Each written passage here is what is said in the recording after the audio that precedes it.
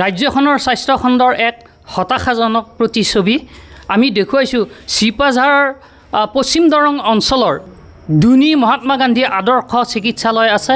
সেই আদৰ্শ চিকিৎসালয়খনৰ নৈশ চিকিৎসা সেৱা এতিয়া বন্ধ ৰখা হৈছে চিকিৎসকৰ অভাৱৰ বাবে। এখন বিশেষ গুহাৰি আমি দেখুৱাইছোঁ দৰ্শকসকলক, যিহেতু চিকিৎসালয়খনত চিকিৎসকৰ অভাৱ। এতিয়া চিকিৎসকৰ অভাৱৰ বাবেই নৈশ সেৱা বন্ধ ৰাখিবলগীয়া হৈছে।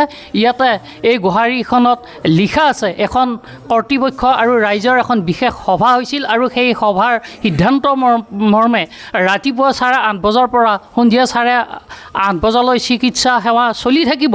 কিন্তু সন্ধিয়া 8:30 বজাৰ পৰা ৰাতিপুৱা 8:30 বজালৈ এই নিশাৰ ভাগত ইয়াতে চিকিৎসা সেৱা আৰু আগৰ দৰে নহয়।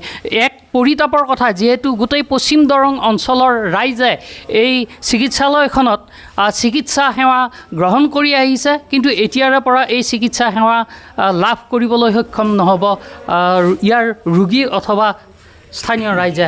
আছুৰ বিষয়ববীয়াসকল আছে, কি ক'ব? হয় চাওক, যোৱাকালি 15 জুনৰ পৰা আমাৰ যি মহাত্মা গান্ধী আদৰ্শ চিকিৎসালয় আছে দুনিৰ, তাত নৈশ চিকিৎসা সেৱা সম্পূৰ্ণৰূপে বন্ধ ৰখা হৈছে। ইয়াৰ কাৰণটো মূলতে হৈছে চিকিৎসকৰ অভাৱ। ইয়াত আমাৰ কাগজে কলমে 8 গৰাকী চিকিৎসক থকা বুলি আমি জানিব পাৰিছোঁ, কিন্তু তাৰে 4-5 গৰাকী চিকিৎসক অন্য চিকিৎসালয়ত সেৱা আগবঢ়াই আছে, যাৰ ফলত আমি এই নৈশ চিকিৎসা সেৱা লাভ কৰাৰ পৰা বঞ্চিত হৈছোঁ। ইয়াত আমাৰ দন্ত চিকিৎসা সেৱাৰো আমাৰ ইয়াত সা সঁজুলি আছিলে, আৰু সা সঁজুলি থকাৰ পিছতো দন্ত চিকিৎসকৰ অভাৱৰ কাৰণে সা সঁজুলি ইতিমধ্যেই বেয়া হ'বলৈ ধৰিছে। আৰু ইয়াত আমাৰ গাইনী বিভাগৰো কিছু সা সঁজুলি আছিলে, বিভিন্ন সা সঁজুলি আছিলে, কিন্তু সা সঁজুলি ডক্তৰৰ অভাৱত অন্য চিকিৎসালয়লৈ লৈ যোৱা হৈছে, যাৰ ফলত এতিয়া আমাৰ নৈশ যি চিকিৎসা সেৱা, সেই চিকিৎসা সেৱা বন্ধ ৰাখিবলগীয়া হৈছে। আমাৰ পশ্চিম দৰঙৰ প্ৰায় 60,000 লোকৰ ইয়াত চিকিৎসা সেৱা গ্ৰহণ কৰে। ইয়াত এতিয়া ৰাতি কোনোবা এগৰাকীৰ যেতিয়া বেমাৰ হ'ব, আমি এইখন চিকিৎসালয়তে আমি চিকিৎসা সেৱা গ্ৰহণ কৰি আমি পুনৰ সুস্থ হৈ উঠিছিলোঁ, কিন্তু এতিয়াৰ পৰা আমাৰ সেই ব্যৱস্থা আমাৰ নহ'ব।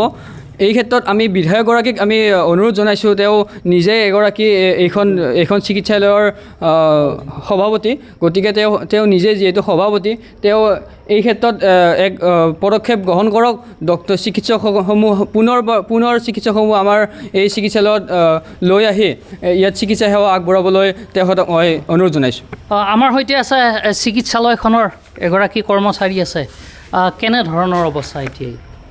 চাওক, চিকিৎসালয় বুলি ক'লে ডক্টৰ বেছ, ডক্টৰ থাকিলে চব হয়। যিহেতু ইয়াত ডক্টৰৰ সংখ্যা কমি গৈছে, মাত্ৰ 3জন ডক্টৰে এতিয়া চিকিৎসা দি আছে বা সেৱা আগবঢ়াই আছে, গতিকে ইয়াত যথেষ্ট অসুবিধা হৈছে।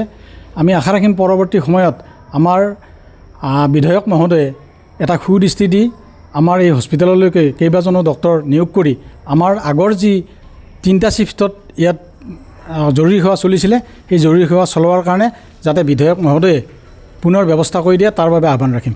বৰ্তমান কেইজন চিকিৎসকে সেৱা চলাই আছে? বৰ্তমান এগৰাকী মেডিকেল এণ্ড হেল্থ অফিচাৰ আৰু এগৰাকী ছিনিয়ৰ মেডিকেল এণ্ড হেল্থ অফিচাৰৰ লগত আমাৰ এইখন হস্পিটেলৰ ছুপাৰিণ্টেণ্ডেণ্ট বাইদেৱে সেৱা আগবঢ়াই আছে। গতিকে 3জন চিকিৎসকৰ দ্বাৰা এইখন হস্পিটেলত মৰ্ণিং, ইভিনিং আৰু নাইট এই 3টা শ্বিফ্ট চলোৱাটো অসম্ভৱ। সেইবাবে গোটেই HMCৰ এখন সভা কৰি এই অঞ্চলৰ ৰাইজক মাতি আমাৰ ছুপাৰিণ্টেণ্ডেণ্ট মহোদয় বাইদেৱে এটা সিদ্ধান্ত ল'লে যে যিহেতু আমাৰ ডক্টৰৰ অভাৱ, গতিকে নিশাৰ যিটো ইয়াত চিকিৎসাৰ ব্যৱস্থা, নিশাৰ যিটো শ্বিফ্ট, এই শ্বিফ্টটো বন্ধ কৰিলে বাকী সন্ধিয়াৰ আৰু ৰাতিপুৱাৰ যিটো OPD শ্বিফ্ট, এই শ্বিফ্টটো চলোৱাৰ ব্যৱস্থা কৰিছে। নিশ্চয়। আৰু এটা কথা উল্লেখ কৰিব লাগিব, ৰাজ্যখনৰ খোদ স্বাস্থ্যমন্ত্ৰীগৰাকীয়ে বৰ্তমান দৰঙৰ অভিভাৱক মন্ত্ৰী, আৰু এই দৰঙৰ অভিভাৱক মন্ত্ৰী তথা স্বাস্থ্যমন্ত্ৰীগৰাকীৰ দিনত যদি এনেকুৱা এটা অৱস্থাৰ সৃষ্টি হয়, কি ক'ব? হয়, আচলতে আমাৰ পশ্চিম দৰংবাসী তথা দুনি অঞ্চলবাসী ৰাইজৰ একমাত্ৰ নিৰ্ভৰশীল স্বাস্থ্য প্ৰতিষ্ঠান মহাত্মা গান্ধী চিকিৎসালয় দুনি। আমি এইখনৰ চিকিৎসালয়ৰ ওপৰত নিৰ্ভৰ কৰি আমি অঞ্চলবাসী চলি আছিলোঁ, কিন্তু কাগজে পত্ৰই প্ৰায় 8জন চিকিৎসকৰ নাম আমি দেখিবলৈ পাওঁ, যদিও চিকিৎসকৰ অভাৱত নৈশ চিকিৎসাৰ দৰে এটি অত্যন্ত গুৰুত্বপূৰ্ণ চেপ্টাৰ এই হস্পিটেলখনৰ পৰা প্ৰায় 2 দিন আগত এখন মিটিঙৰ জৰিয়তে সিদ্ধান্তলৈ তেওঁলোকে উঠাই দিলে আৰু এই সিদ্ধান্তই আমাৰ এই অঞ্চলবাসীৰ যথেষ্ট শংকাত পেলাইছে। এই চিকিৎসালয়খনৰ সন্মানীয় সভাপতি মাননীয় পৰমানন্দ ৰাজবংশীৰ বিনম্ৰভাৱে আহ্বান জনাইছোঁ এই সিদ্ধান্ত উঠাই ল'বলৈ আৰু পৰ্যাপ্ত পৰিমাণৰ চিকিৎসক আমাৰ ইয়াত দিবৰ বাবে বিনম্ৰভাৱে আহ্বান জনাইছোঁ। আৰু আপোনালোকে দেখিবলৈ পাইছে এইটো প্ৰায় 2টা মহলাৰ বিল্ডিং। ইয়াত অস্ত্ৰোপচাৰ লগতে এক্সৰে প্ৰসূতিৰ দৰে কঠিন চিকিৎসা ব্যৱস্থা কৰিছিল পোনপ্ৰথমে, কিন্তু বৰ্তমান চিকিৎসাৰ অভাৱত আটাইবোৰ সা সঁজুলি বিনষ্টৰ দিশে গুচি গৈছে। এই সা সঁজুলিবোৰ নষ্ট হৈ গৈছে। গতিকে মই শ্ৰদ্ধাৰ বিধায়ক মহোদয় তথা শ্ৰদ্ধাৰ সভাপতি মহোদয়ক বিনম্ৰভাৱে আহ্বান জনাইছোঁ ইয়াত পৰ্যাপ্ত পৰিমাণৰ চিকিৎসক দিয়ক আৰু আমাৰ এই অঞ্চলবাসীৰ যি শংকা হৈছিল এই শংকা যাতে পুনৰ হাঁহিলে বিৰিঙি যায় তাৰ বাবে বিনম্ৰভাৱে নিশ্চয়। যিহেতু পশ্চিম দৰঙৰ এটা গুৰুত্বপূৰ্ণ অঞ্চল আৰু এই অঞ্চলতে থকা এইখন মহাত্মা গান্ধী আদৰ্শ চিকিৎসালয়ৰ যি দুৰৱস্থা আৰু এই দুৰৱস্থা আঁতৰাবৰ বাবে স্থানীয় জনপ্ৰতিনিধিক ইয়াৰ স্থানীয় লোকসকলে অনুৰোধ জনাইছে।